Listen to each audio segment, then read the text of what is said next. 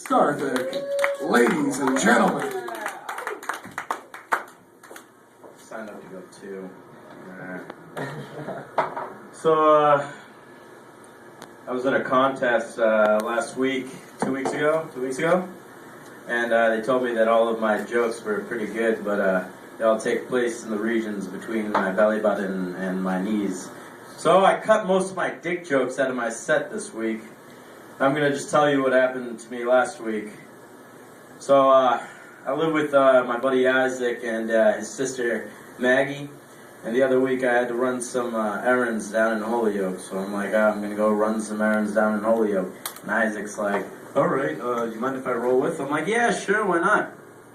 So I get in my car. He gets in the back seat of the car with a giant black trash bag filled to the brim with shit. And he's Puerto Rican, so I don't think anything of it. So we drive down to Holyoke, and I get to where I need to be. And he's like, hey man, can I borrow your car real quick? I'm like, alright, sure. Figure, real quick. It's like, Aaron, can I borrow a pen real quick? That's like, just sign my name or something, put my name down, and then I give it back, right? This dude's gone for 5 hours. I'm calling him furiously. He's drying his clothes.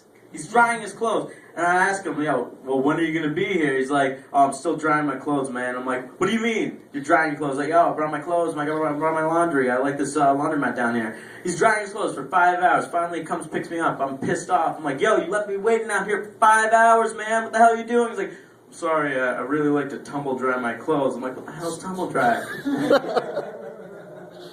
Apparently, it's when you let the general tumbling motion of the dryer just dry your clothes gradually with no heat added, so that I don't know why, and then it just takes extra long. I'm like, I looked at him just like this.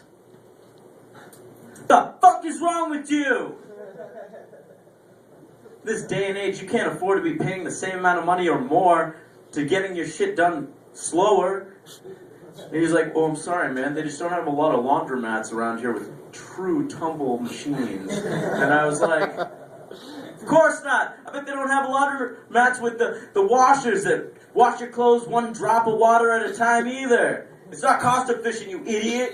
So I was in a bad mood, and when you get in a bad mood and somebody's, he's being super nice, your friend's trying to be super nice to cheer you up, and you're like, well, I'm being a dick right now if I don't just cheer up, but you're not ready to be unmad at him, so you just start ripping on him for every little thing. It's his fault. We're driving down, back from Holyoke down to my place, and he's, we see a coke dealer. I don't know what he's thinking, like, how do you know he was a coke dealer? Because I buy from him all the time. And so he's driving, and he swerves narrowly to avoid a snowbank I saw, like a rabbit must have jumped out, and he's about to hit a snowbank. He swerves out of the way of the snowbank and crashes into an Arm & Hammer truck. I get out of the car, I'm like, holy shit, man, are you okay? And he's like, yeah. I'm like, why did you just hit the fucking snowbank? He's like, why did you hit the Arm & Hammer truck? He's like, oh, I was just trying to soften the blow. And I was like, fuck this, man. I get in my car, I drive home, and my buddies is like, let me rent a movie for us. We can just stay in and watch a movie. I was like, alright, fine. Trying to not be as much of a dick to him. So he stops at the Red Box, comes back in my car. He's like, yo, I got a great movie. It's Paranormal Activity. I'm like, sweet, I've never seen it. Get to the house. Still in my pissy mood, so I just start ripping on this movie. Pop it in the DVD player. First 10 minutes, I already lost interest. The premise of the movie is this dude who's in love with this girl. But every time they go to sleep, he wakes up and she's a demon. It's like the fucking story of my life. Every single time I wake up next to my girlfriend, I'm like, ah, you're not making fuss, you're a monster! Even when she's not around, I'm like waking up by a demon. His name is Excalibur, he lives in my pants. Angela over here is the only one who can save me. Every so often a stranger comes around and helps. I digress. So I'm watching this movie and I'm like getting so out of it. I'm just trying to tear this movie to pieces with my mind. I'm watching, this dude is filming his whole life for a month. He never charges his camera. He never adds film to the camera. It's like from the makers of the Tumble Dryer, the never-ending camera. And this dude, if it was me, I'd be like, hey, what's up, baby? She'd be like, oh, there's a murderous demon who possesses me every night and wants to kill you. I'd be like, okay, cool, peace.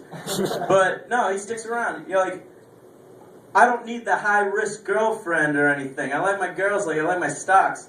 Low risk, low interest. And stocks don't fucking talk.